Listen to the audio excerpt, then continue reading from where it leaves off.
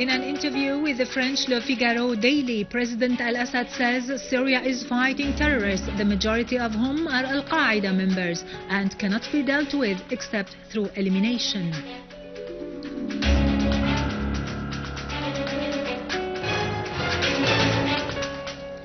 Russia and Iran warn against the repercussions of an American military aggression on Syria. Our armed forces continue its achievements in combating terrorism across the country.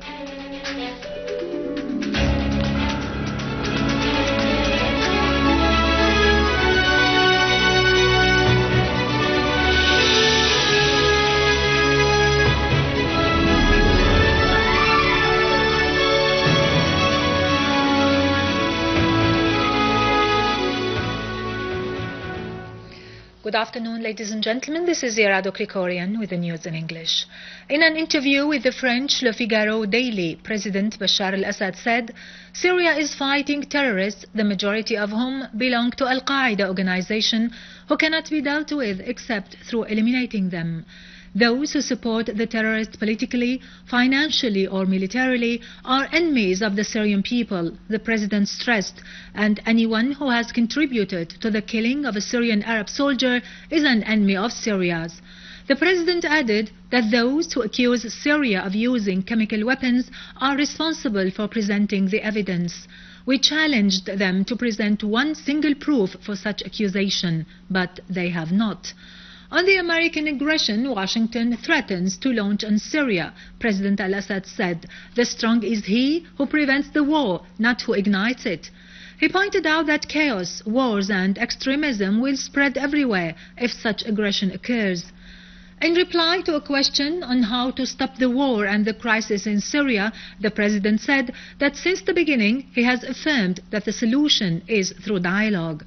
However, we are fighting today terrorists, 80 to 90% of whom are linked to Al-Qaeda, President al-Assad added.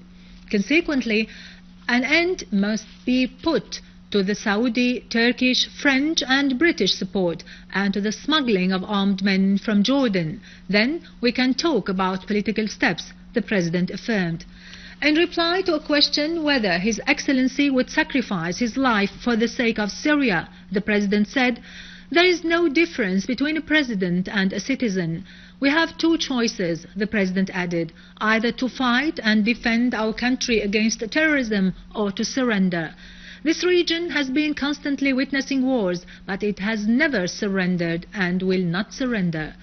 The President stressed that the Syrian Arab army was able to enter any place it wanted. Why is it permissible to fight terrorism in other countries and not in Syria? The President asked.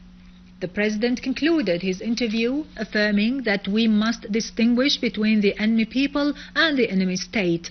The French people are not an enemy, but the policy of their state is hostile to the Syrian people. This animosity will end when the French state changes its policy.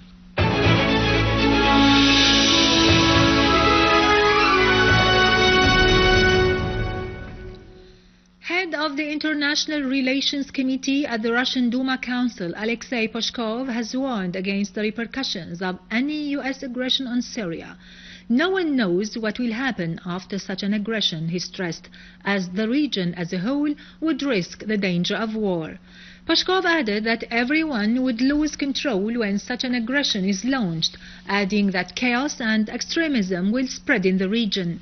He pointed out that the U.S. redeployment of its aircraft carrier Nimitz and 4 other destroyers in the Red Sea shows its determination to start a military intervention in Syria. On his part, Director of the Middle East and North Africa Department at the Russian Foreign Ministry, Sergei Verchinin, has warned that the use of force against Syria would lead to adverse results and would affect the system of international relations as a whole. Verchinin described the situation as difficult in the presence of a real danger of using force. He stressed that Russia's policy is to stand firmly against such situation. The Russian Minister of Defense asserted that the Russian detecting devices registered launching 2 ballistic missiles on the Mediterranean region.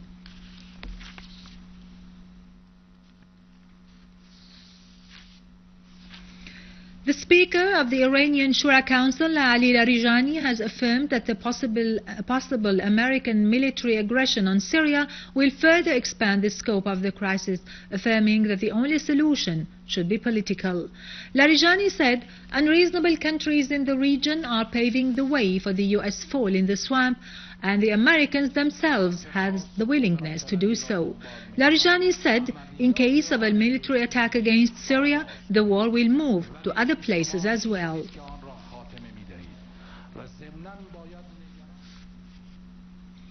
Brazil has reiterated rejection of any military action against Syria without the approval of the UN Security Council. It stressed its opposition to foreign intervention in the internal affairs of other countries. Brazilian Foreign Minister Luis Alberto Vigarido has said that military intervention happens only in the case of self-defense, as the UN resolution stipulates, as well as in the case of a unanimous UN Security Council's vote. He added that such a case is not present today. Therefore, we consider the use of force away from those two cases as a violation of international law, the Brazilian Foreign Minister stressed.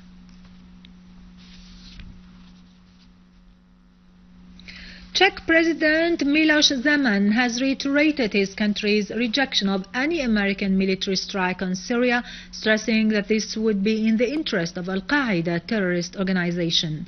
Zeman was astonished at the West's contradictory policy, as it supports Al-Qaeda in Syria and at the same time fights this terrorist organization in Afghanistan. On his part, former Czech Foreign Minister Karl Schwarzenberg has warned against the repercussions of military intervention in Syria because it will render the terrorists stronger than the democratic and liberal forces in the region.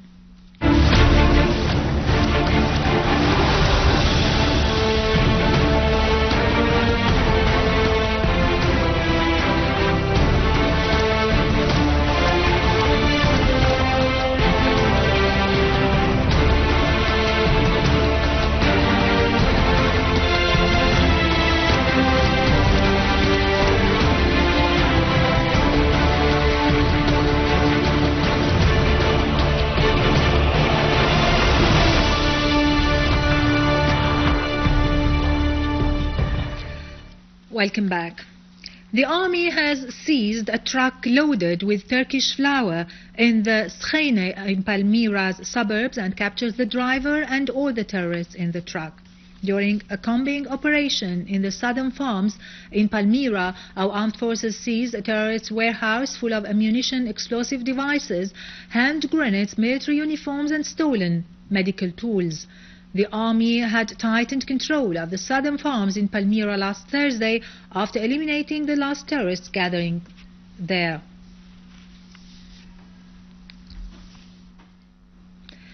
In Yabrud, in Damascus countryside, the Syrian Arab army eliminated 2 armed terrorist groups and killed and injured other terrorist groups in Al-Rahaiba city.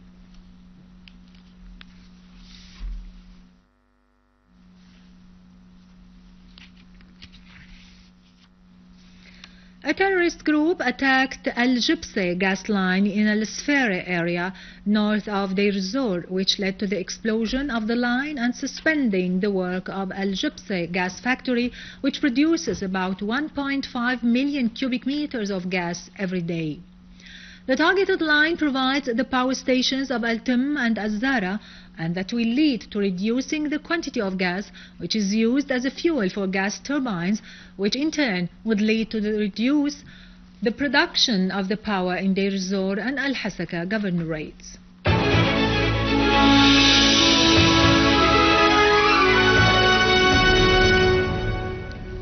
Finally, the Administrative Jurisdiction Court in Egypt ruled halting Al Jazeera live channel's transmission and closing its office because it threatens the Egyptian national security, since it works with no professional standards and it is not licensed to work in Egypt. Moreover, the court also ruled to halt the transmission of 2 channels that belong to the Muslim Brotherhood and to close their offices too. With this, we end our news for today. Thank you for watching. For more details about Syria and the region and to view this bulletin again, you can always visit our website in English, syriaonline.sy. Now to latest business market news with Nariman Qassam.